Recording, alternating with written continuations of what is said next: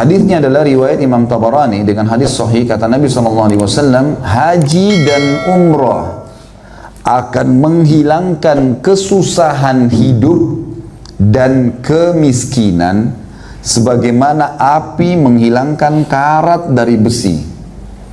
Tahu karat ya? Hah? Oke.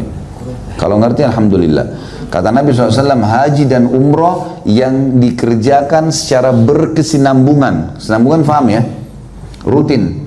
Dari umrah ke umrah, dari haji ke haji. Akan menghilangkan kesusahan hidup dan kemiskinan sebagaimana api menghilangkan karat dari besi. Artinya apa? Kaya. Karena lawan miskin gitu kan. Miskinnya akan hilang. Baik Ustaz, saya sudah pernah umrah. Nggak apa-apa, umrah lagi. Udah 10 kali, 100 kali. Saya udah pernah haji Ustaz. Haji lagi. Udah 10 kali, 100 kali. Nggak masalah. Nggak masalah.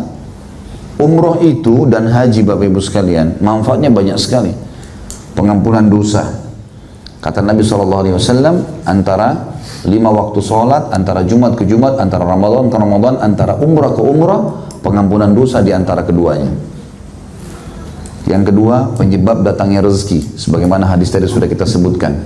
Yang ketiga, sedekah yang kita keluarkan bayar untuk tiket, untuk hotel, itu sedekah.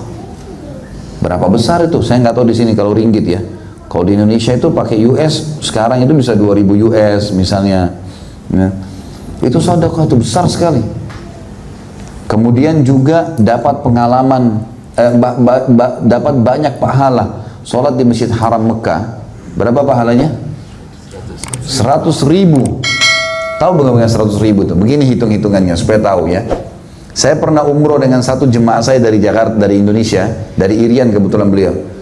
Umroh, waktu itu biayanya sekitar 3.000 US lah. Ya. Memang bintang 5 hotelnya. Kemudian kami pas masuk pulang habis sholat duhur, dia bersamaan sama saya, lalu saya tanya, Pak, Bapak bayar berapa umrah? 30 juta rupiah, sekitar 3.000 US pada saat itu, kursnya sekitar 10.000 rupiah. Terus saya bilang, itu banyak Pak? Ya sedang lah bagi dia, karena dia punya kemampuan. Pak mau nggak saya hitungkan pahala yang Bapak dapat? Kaget dia, emang bisa Ustaz? Ya yang ada dalilnya saja. Baik, bagaimana caranya Ustaz? Saya bilang, Bapak sudah tahu hadis kan? Sholat di masjid Haram Mekah ini sama dengan 100.000 dibandingkan tempat lain. Di Masjid Nabawi sama dengan 1.000. Kita ambil yang 100.000 yang di Mekah ini. Kebetulan kami lagi di Mekah waktu itu. 100.000 ini, coba Bapak Ibu pakai kalkulator, dibagi dengan jumlah hari satu tahun. Satu tahun kan 365 hari ya. Coba bagi antara 100.000 pahala dengan 1 tahun kehidupan kita, itu akan keluar angka 274 tahun. Berarti kalau kita sholat 1 kali duhur di Mekah, sama 274 tahun di KL nih. 1 kali sholat. Baik, saya bilang,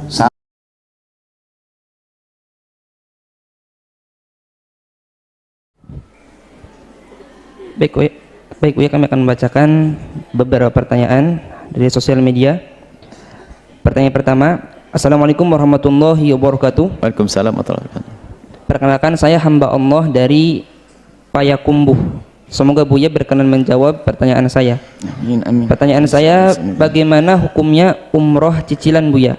Saya ingin mengumrohkan kedua orang tua, namun tabungan saat ini belumlah cukup. Jika saya rutin menabung, mungkin menunggu waktu 3-4 tahun lagi agar cukup untuk umroh kedua orang tua saya. Namun saya belum tahu apakah 4 tahun mendatang orang tua saya masih diberi karunia umur oleh Allah atau tidak. Mengingat umur ayah saya sudah 80 dan ibu saya 60 tahun Buya. Nah sekarang ini sudah ada layanan umroh cicilan atau pembiayaan umroh, yang mana kita berangkat dulu, kemudian nanti sisanya dicicil ke travel umroh atau lembaga yang berkaitan. Adapun untuk uang cicilannya per bulan, insya Allah bisa diusahakan karena saya memiliki gaji tetap setiap bulannya.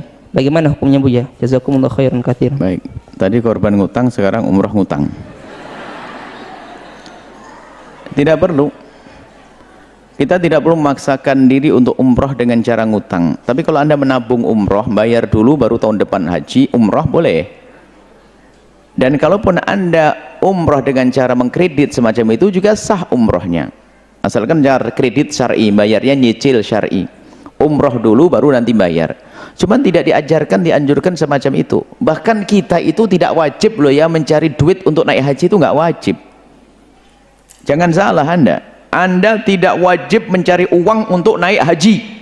Tapi baru Anda wajib naik haji kalau tiba-tiba Anda menemukan diri Anda kaya. Yang wajib Anda cari nafkah buat istri, bener itu. Tapi nggak wajib Anda ngumpulin duit cari untuk naik haji.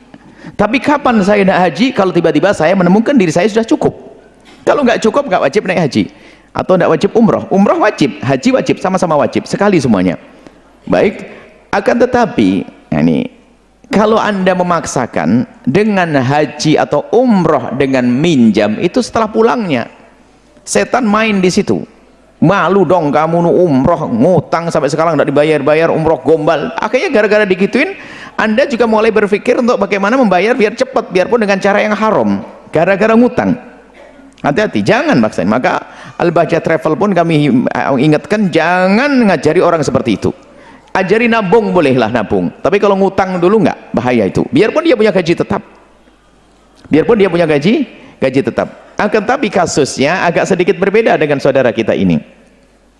Bukan untuk dirinya sendiri, karena kerinduannya untuk orang tuanya. Mungkin setiap hari dengar orang tuanya pengen haji, pengen umroh, tersentuh dia.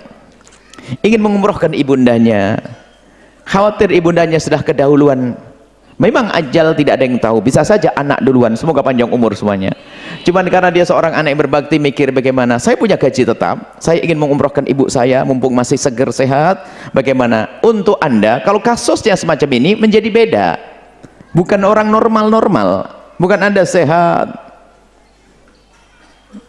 Dan jangan Anda main buru-buru, takut keburu mati beneran nanti Anda nanti. Allah Maha Kuasa, biar panjang umur gitu saja. Tapi kalau kasus yang bertanya agak berbeda, dia punya gaji tetap, cuman dia belum punya uang yang cukup untuk mengumrohkan ibu bapaknya. Tapi ibunya sudah rindu untuk umroh sudah usia tua. Maka spesial orang seperti Anda, sangat luar biasa Anda jihad, dan Anda menduga punya gaji. Bukan saja Anda tambahan gaji. Kalau ternyata gaji Anda terputus, kira-kira Anda tidak gambaran untuk bayar. Harus ada itu juga. Misalnya masih punya aset mobil, tanah dan sebagainya. Oke. Jadi kalau Anda memang ada gambaran untuk membayar utang umroh tersebut, satu. Yang kedua, dan harapannya bukan untuk mengejar hawa nafsu Anda, tapi justru kerinduan orang tua yang sudah sepuh, maka untuk spesial seperti Anda ini adalah diperkenankan. Dan semoga mendapatkan pahala berbakti pada orang tua. Karena orang tua sudah sepuh, takut semakin sepuh semakin lemah, nanti Anda mencari umroh yang bisa mengumrohkan terlebih dahulu, kemudian setelah itu Anda mencicil pembayarannya dalam tempo yang sudah ditentukan. Maka itu sah-sah saja, dengan catatan semuanya adalah tanpa ada riba di dalamnya. Wallahu a'lam bissawab.